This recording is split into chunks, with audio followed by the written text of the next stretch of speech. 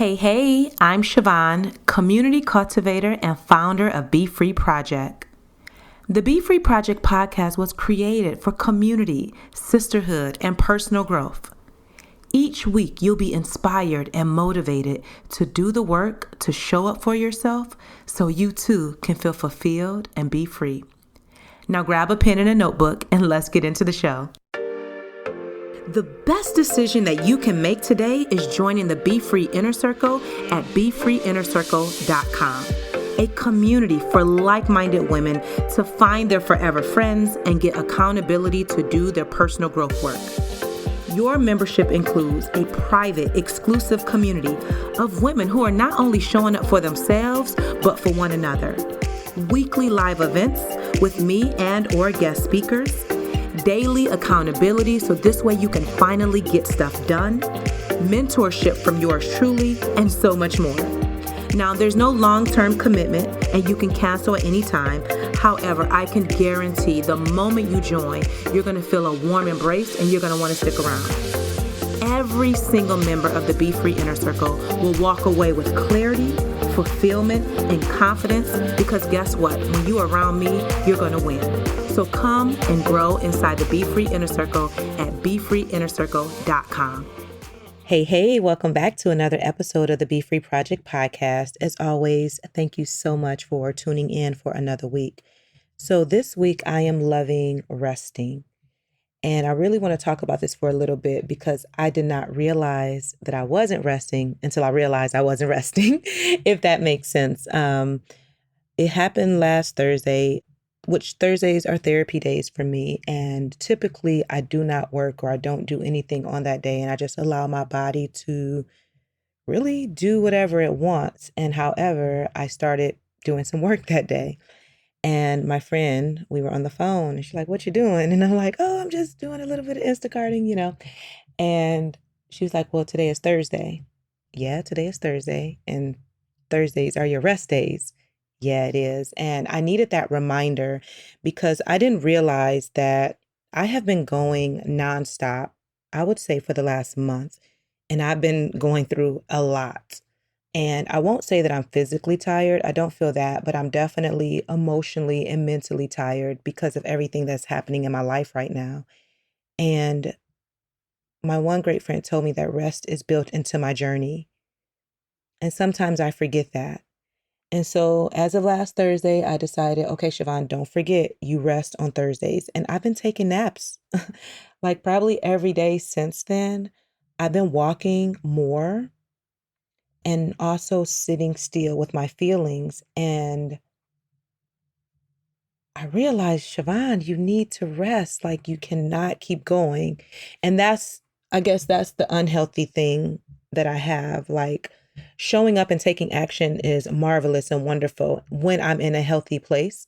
However, it becomes unhealthy when I'm in a space where I need to process my emotions and think through a lot of things. And all I want to do is take action. That means that I'm avoiding feeling my feelings. So I have to be intentional about knowing where I'm at. So that way I'm not ignoring what I'm feeling internally. And so I will say the action that I've been taking has been in an unhealthy way over the last couple of weeks with just trying to show up and do all of the things. And so I am now leaning into resting and it's felt really, really, really good. And I'm grateful for my friends who remind me that I need to rest because that's not always my first, it's not my first go-to, if you will. However, I can see how needed and how necessary it really is, especially where I'm at in my life right about now. So that is what I'm loving this week, rest. If this relates to you or you're like, oh my goodness, I needed to hear this, find some time in your day where you can just rest, where you can pause, where you can take a break and you don't have to be on. I promise you, all of your body will thank you for it. Okay, so on to today's episode, which is an abundant mindset versus a scarcity mindset. And I want to have this conversation because this is something that I have been working through for a little bit, actually several years to be exact. And I had this breakthrough moment, if you will, that I'm going to share with you a little bit later. But I first want to define what I mean by an abundant mindset and what I mean by a scarcity mindset. So, an abundant mindset is the idea that there is more than enough resources and success for everyone. A scarcity mindset is an idea that there isn't enough for everyone, that you must hold tight to what you have because you may not get it again. And so it's important to know where you fall and be honest with yourself. Do you live in an abundant mindset or do you live in a scarcity mindset? And as you listen along, I'm going to share some practical ways to support you in that. For me personally, I will say that I probably lived in a scarcity mindset my whole life, where there's never been enough. And I wasn't really aware of that until several years ago. I grew up in scarcity. My grandmother would say to me, money doesn't grow on trees, or ain't nobody got money for that, or no one has money, et cetera, et cetera. And I'm sure you probably have grown up hearing something very similar. And those very statements create a scarcity mindset that there will never be enough. And you always have to hold on tight to what you have because you may not get it again. And this is how I lived my life for a very, very, very long time. And because my granny raised me, her words have been gold to me. They have become my beliefs because they were either passed down directly or indirectly. And it wasn't until recently that I had to start looking at my granny's life in general and her beliefs and realize that those are her beliefs. That is how her life has panned out. Her beliefs do not make sense for me in the life that I desire to live. I believe in abundance. I believe that I can manifest exactly what I want, and I do. I believe in being free. And those those beliefs that I have are not my grandmother's beliefs. So there's been this conflict of, okay, I believe in abundance. I believe I can manifest exactly what I want. Oh, but this is what Granny said. And I don't know if these are always conscious. I think it's more so subconscious, and it's kind of just lingering in the back of my mind. So on last week's episode where I talked about getting my first apartment at the age of 42, I shared in that episode how I purchased my dream sofa, and it's pink. I'm so in awe. And you can see a picture of it on Instagram on my personal page. So I want to tell you the story behind me purchasing my dream sofa and how it relates to an abundant mindset versus a scarcity mindset. I've known since I decided to get my apartment that I've wanted a pink sofa. I love the color pink. It's my favorite. I have so many pink things or what have you. And I'm like, oh my gosh, in my apartment, I'm definitely going to have a pink sofa. So I did a Google search and this company, Albany Park Home, popped up. It's a Black-owned company. Definitely check it out. I'll link to it in my show notes. The couch popped up and instantly I was like, I'm in love. And I knew this was my dream sofa.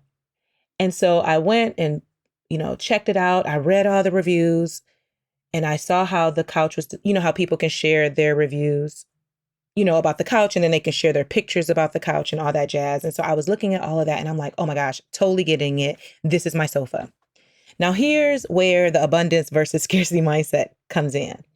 When I saw the sofa, I also saw it paired with the ottoman. And I'm like, oh, I need both. Like I definitely have to have the couch and the ottoman. I'm going to want to put my feet up, or maybe I'll use the ottoman as a coffee table or what have you. So I made the decision that I was going to buy, yes, the sofa and the matching ottoman. And let me just tell you, this is an investment for me.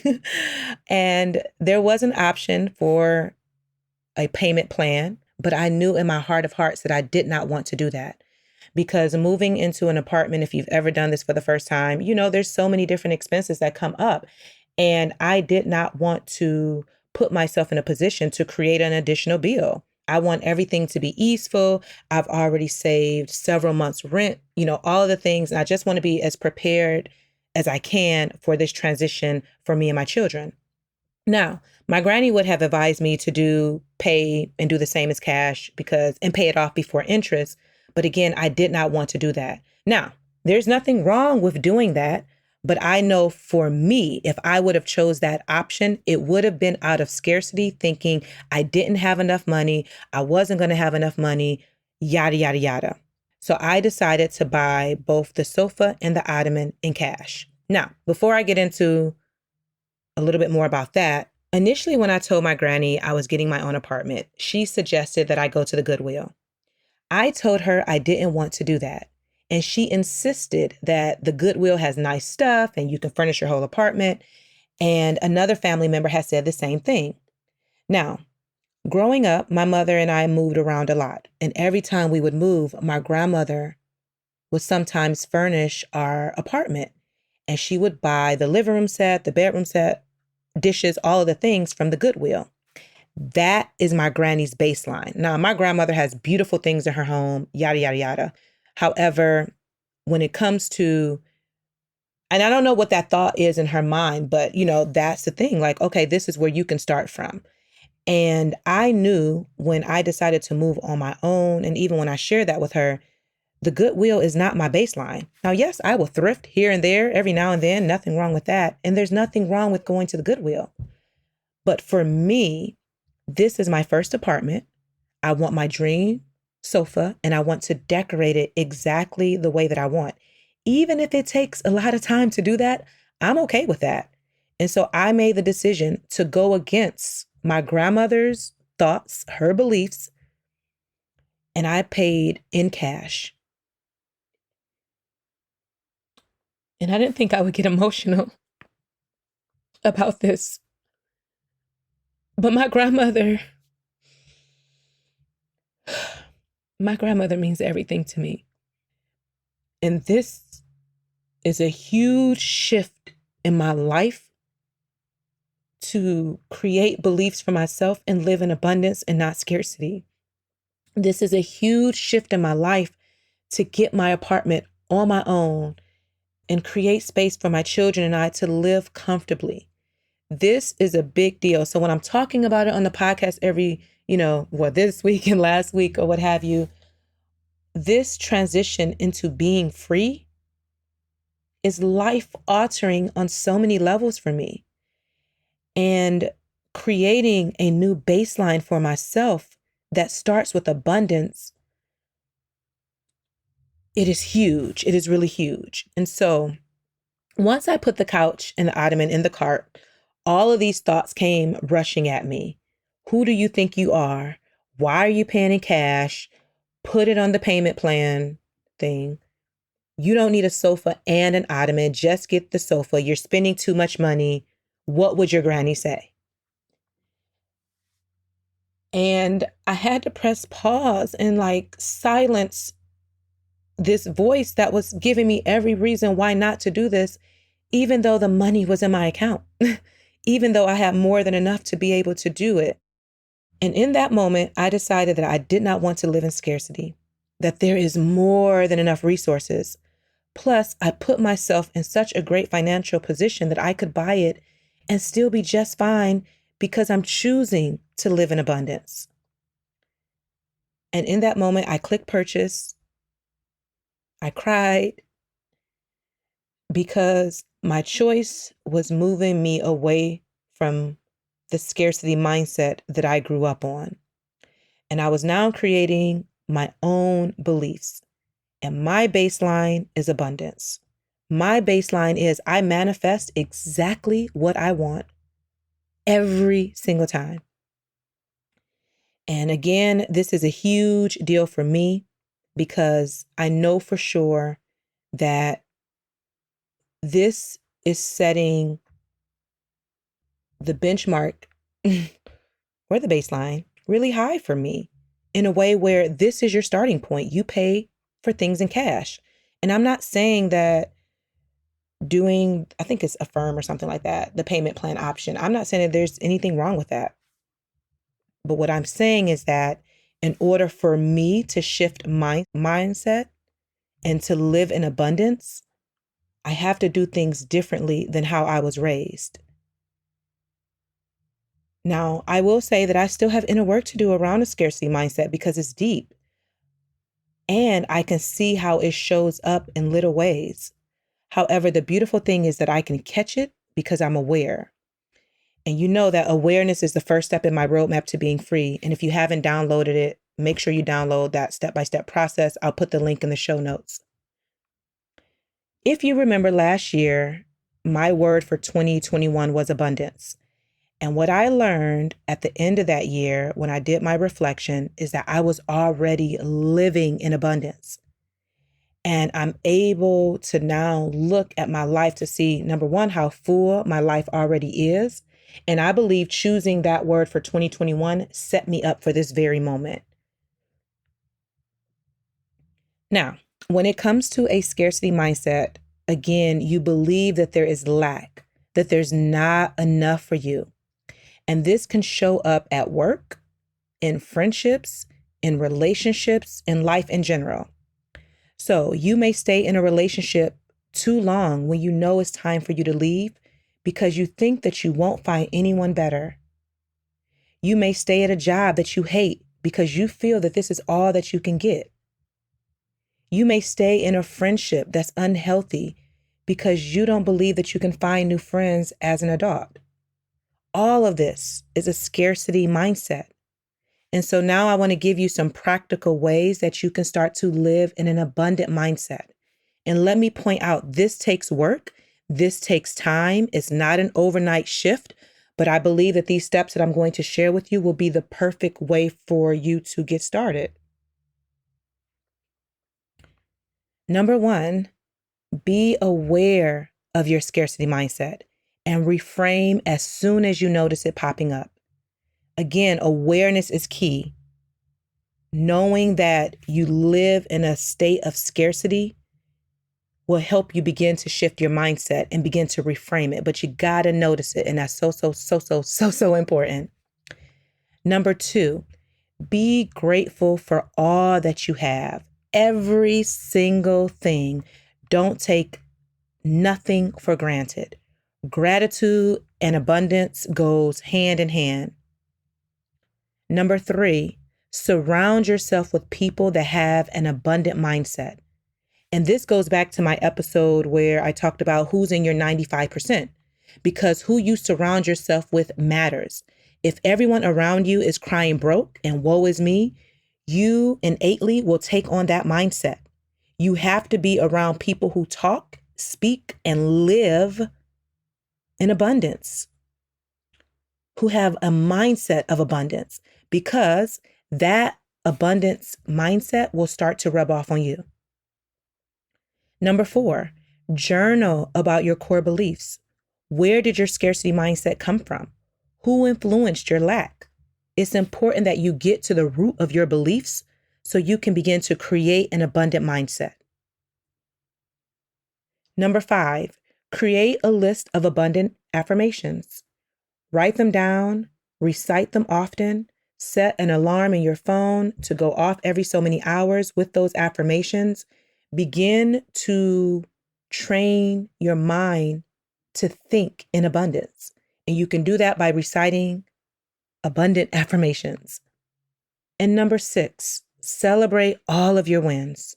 This will help you see how abundant you already are. Pay attention to what you've accomplished thus far. You are winning.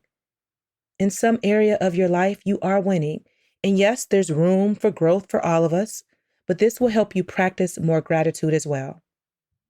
Again, once you become aware of your scarcity mindset, you're going to start to notice how many people that you are surrounded by live in that space just through conversation.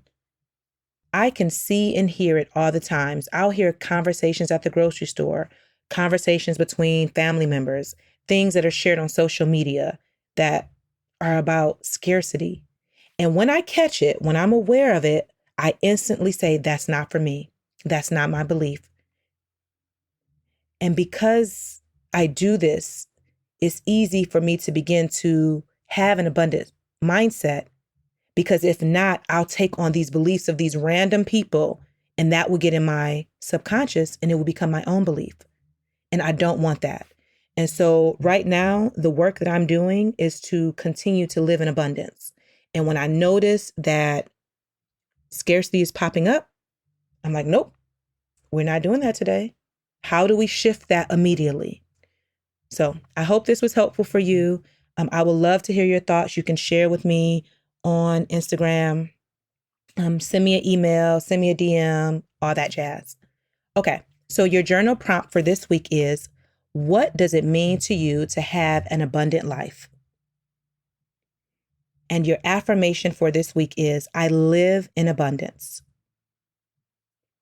All right, now it's time to shout out my coffee giver of the week, which is Jackie Moore, who bought me 3 coffees. Hey, Jackie, thank you.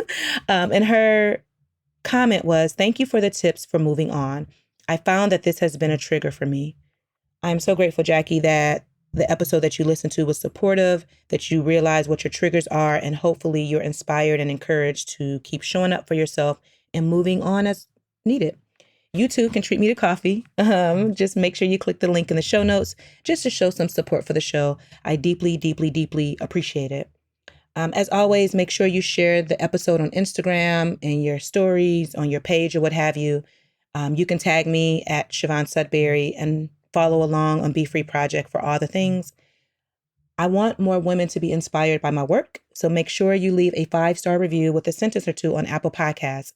This way, my podcast can be visible to more women all over the world and more of us can learn to be free. I would also love for you to share the link to this episode with a friend and say, hey, girl, hey, let's talk about this. What are your thoughts as it relates to a scarcity mindset versus abundant mindset? And begin to open up that conversation with friends. And until next time, girl, be free. Don't forget, you can still support my Amazon and Target registry for all things for my new apartment. You can find both links in the show notes. Thank you, thank you, thank you so much to everyone who has supported me thus far. I am so grateful, and I'm so abundant, and I cannot wait to share everything that I'm going to get with the Amazon gift cards, and also share the purchases and shout out the people who have already sent me so many amazing things for my registry. So thank you, thank you, thank you. Again, I'm deeply grateful. Again, both links to the registry are in the show notes, and I appreciate y'all so much. Y'all don't even know how much it means to me for the support that I'm receiving in this major transition of my life, which I will start to share more about that and what I'm going through and how I'm processing it all in the future. Y'all don't even know. But again, thank you so much for the support, for those who have supported and those who will continue to support through my registry.